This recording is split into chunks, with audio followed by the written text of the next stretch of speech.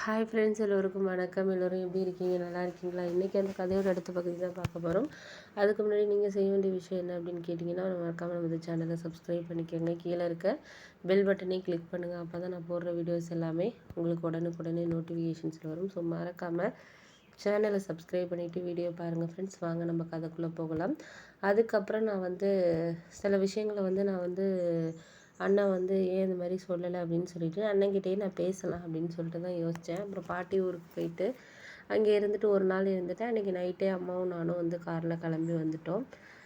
ஏன்னா காரில் போனால் 5 ஹவர்ஸ் போக வேண்டிய ஊருக்கு ஒரு 3 ஹவர்ஸ்லேயே போயிட்டு வந்துடலாம் அப்படிங்கிறதுனால ஃப்ரெண்டோட காரை தான் எடுத்துகிட்டு போயிருந்தோம். எடுத்துகிட்டு வீட்டுக்கு வந்ததுக்கப்புறம் அம்மா போயிட்டு சாப்பிட்டுட்டு ஹோட்டல்லே சாப்பிட்டு வந்ததுனால அம்மா போயிட்டு தூங்குறதுக்கு போயிட்டாங்க. அப்போ தான் அண்ணன் ஏதோ ஆஃபீஸ் கால் பேசிகிட்டு இருந்தான்.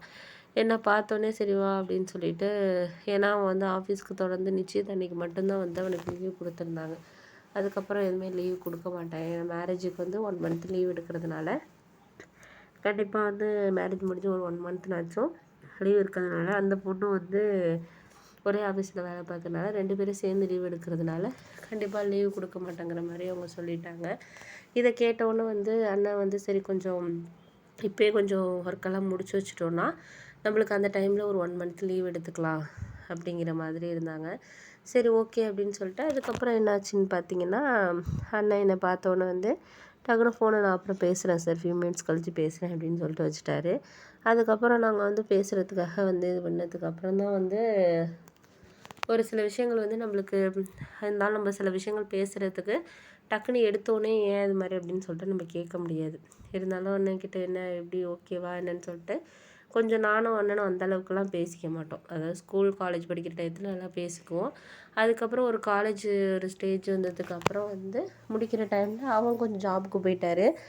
நானும் அதுக்கப்புறம் ஜாபுக்கு வந்ததுனால அந்தளவுக்கு ஒரு கம்யூனிகேஷனுங்கிறது இல்லை. எப்போயாச்சும் வர்றப்போ எப்படி இருக்கேன் என்னங்கிறது தான் ஒரு 2 டேஸ் ஒன்ஸ் ஃபோன் பண்ணி எப்போயாச்சும் பேசுகிறது. அதுதான். அது சில டைம் ஒர்க் இருந்துச்சுன்னா அவரும் பண்ண மாட்டார், நானும் பண்ண மாட்டேன். அப்படி தான் எங்கள் ரிலேஷன்ஷிப் ஒரு போயிட்டு இருந்துச்சுன்னு சொல்லலாம்.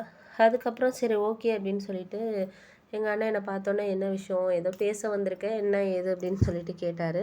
உடனே நான் சொன்னேன் இது மாதிரி இல்லை உங்ககிட்ட இல்லைண்ணே நான் பேசணும் அப்படின்னோடனே, என்ன விஷயம் பேச போகிறேன் என்னன்னு கேட்டதுக்கு, இல்லை நீ அம்மா அப்பாகிட்ட ஏன் உன்னோட லவ் விஷயத்த மறைச்ச அப்படின்னோடனே, இல்லைண்ணா நான் மறைக்கணும்னு மறைக்கலை.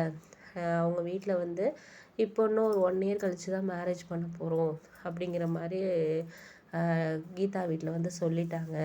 அதனால நான் என்ன நினச்சேன்னா, சரி கீதா வீட்டில் சொல்கிறாங்களே அப்படின்னு சொல்லிட்டு இப்போயே நம்ம அப்பாட்ட பேசணும்னா அவருக்கே முடியாமல், உனக்கே தெரியும் போன மாதம்தான் ஹாஸ்பிட்டல்லாம் அவருக்கு எல்லாம் ட்ரீட்மெண்ட்லாம் பண்ணோம். அப்படி இருக்கிற சூழ்நிலை எதுவுமே அவருக்கு கொஞ்சம் கோவப்படுற மாதிரியோ எதுவும் கொஞ்சம் இதாகிற மாதிரியான விஷயங்களை சொல்லக்கூடாது அப்படின்னு சொல்லிட்டு டாக்டர் சொல்லியிருக்காங்க. அப்படி இருக்கப்போ நம்ம எமோஷ்னலாக இருக்கிற மாதிரி இந்த லவ் விஷயத்தையெல்லாம் அவர்கிட்ட அந்த நேரத்திட்ட நம்ம பேசிகிட்டு இருந்தோம்னா கண்டிப்பாக அவரால் அதை ஏற்றுக்க முடியாது. இன்னும் உடம்பு சரியாமல் பண்ணாமல் போயிடுச்சுன்னா அப்புறம் நம்மளை தான் சொல்லுவாங்க இது மாதிரி அப்படின்னு சொல்லிட்டு அப்படின்னோடனே, சரி சரி விடு விடு, அதுக்காக எனக்கு தெரியுது ஒரு சுச்சுவேஷன், நீ இது பண்ணக்கூடாதுன்னெலாம் கிடையாது. கண்டிப்பாக உனக்கும் எந்த ஒரு இதுவுமே இருக்காதான், உனக்கும் மனசளவில் ஒரு கஷ்டம் இருக்க தான் செய்யும், இல்லைங்களை பார்த்துக்கலாம். நம்ம அதுக்காக சில விஷயங்களை நம்ம கொஞ்சம் காம்ப்ளிகேட் பண்ணி தான் ஆகணும் அப்படின்னு சொல்லிட்டு சொன்னோன்னே, சரி விடுங்க அதை பற்றி எதுவும் யோசிக்காதீங்க, நம்ம பார்த்துக்கலாம் அப்படின்னு சொல்லிட்டு அதுக்கப்புறம் எங்கள் அண்ணனுக்கு கொஞ்சம் ஆறுதல் சொன்னேன்.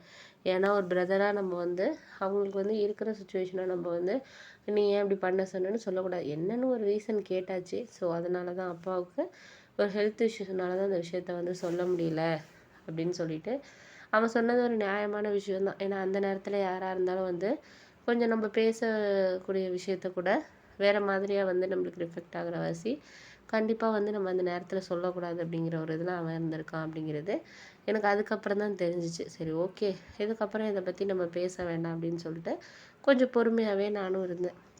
அதுக்கப்புறம் நான் என்ன விஷயம் யோசித்தேன்னா, சரி அதுக்கப்புறம் நம்ம வேலையை பற்றி யோசிக்கலான்ட்டு அதுக்கப்புறம் அவர்கிட்ட எங்கள் அண்ணன்ட்டையும் கேட்டேன், உங்கள் ஆஃபீஸில் என்ன ஜாப் ஆப்பர்ச்சுனிட்டிலாம் எப்படி போயிட்டுருக்கு அப்படின்னோடனே, நெக்ஸ்ட் மந்த்தில் ஹையரிங் பண்ணுறான்னு இருக்காங்க, ஏன் திடீர்னு கேட்குறேன் என்னாச்சு, ஏதாச்சும் ஜாப் கிளிக் பண்ண போறியா அப்படின்னு சொல்லிட்டு கேட்டார். ஆமாம், எனக்கு அப்படி தான் ஒரு எண்ணம் இருக்குது. ஏன்னா இது வந்து சேலரி ரேஞ்ச் வந்து இன்க்ரிமெண்ட்டுங்கிறதே கிடையாது. அதே 40,000ல் தான் இருக்குது. கொஞ்சம் ஏறதும் இல்லை. நம்மளுக்கு கொஞ்சம் வந்து ப்ராஜெக்ட் முடித்தா கொஞ்சம் இன்க்ரிமெண்ட் இருந்தால் தானே நம்மளுக்கு ஒர்க் பண்ணுறதுக்கு ஒரு இதாக இருக்கும், இன்வால்மெண்ட்டாக இருக்கும் அப்படின்னு சொன்னோன்னே, அதுவும் உண்மைதான். இருந்தாலும் வந்து நம்மளுக்கு வந்து எல்லாமே கரெக்டாக இருக்கும் எல்லா டைமும் அப்படின்னு சொல்லிட்டு சொல்ல முடியாதுல்ல அப்படின்னோடனே,